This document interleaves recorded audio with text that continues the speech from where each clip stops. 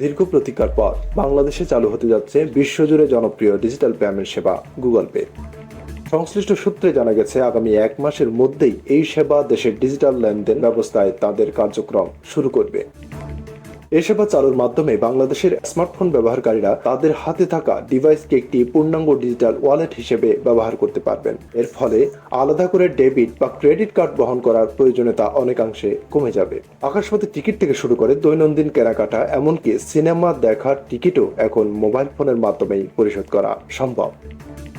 প্রাথমিক পর্যায়ে সিটি ব্যাংকের গ্রাহকরা তাদের বাংলাদেশি মুদ্রা ইস্যু করা ভিসা ও মাস্টার কার্ড গুগল ওয়ালেটের সঙ্গে যুক্ত করতে পারবেন। এর মাধ্যমে তারা যে কোনো NFC নিয়ার ফিল্ড কমিউনিকেশন প্রযুক্তি সমর্থিত পেমেন্ট টার্মিনালে তাদের অ্যান্ড্রয়েড ফোন ব্যবহার করে লেনদেন সম্পন্ন করতে পারবেন। সংশ্লিষ্ট সূত্র আরও জানিয়েছে যে খুব শীঘ্রই অন্যান্য ব্যাংকও ধাপে ধাপে এই সেবার সাথে যুক্ত হবে, যা দেশের বৃহত্তর জনগোষ্ঠীকে এই সুবিধা গ্রহণের সুযোগ করে দেবে।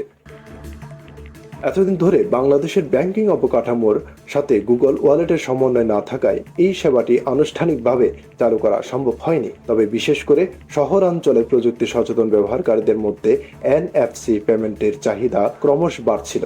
গুগল পের এই উদ্যোগ দেশের আর্থিক লেনদেন খাতে এক নতুন দিগন্ত উন্মোচন করবে বলে আশা করা যাচ্ছে। ফিনটেক শিল্পের অভ্যন্তরীণ সূত্র জানিয়েছে, গুগল ওয়ালেট ব্যবহারকারীর কোনো সংবেদনশীল আর্থিক তথ্য সরাসরি সংরক্ষণ করবে না। ব্যবহারকারীরা কেবল তাদের কার্ড অ্যাপের সাথে লিঙ্ক করবেন এবং সমস্ত লেনদেন তাদের নিজ নিজ ব্যাংকের মাধ্যমে প্রক্রিয়া ও নিষ্পত্তি হবে। তবে এই সেবা চালুর আগে সংশ্লিষ্ট ব্যাংকগুলো বাংলাদেশ ব্যাংককে অবহিত করবে বলে জানা গেছে। গুগল পে এর আগমন বাংলাদেশের ডিজিটাল পেমেন্ট ইকোসিস্টেমে একটি গুরুত্বপূর্ণ পদক্ষেপ হিসেবে বিবেচিত হচ্ছে, যা ক্যাশলেস লেনদেনের দিকে দেশকে আরও এক ধাপ এগিয়ে নিয়ে যাবে। নিউজ ডেস্ক, সময়ের কলম।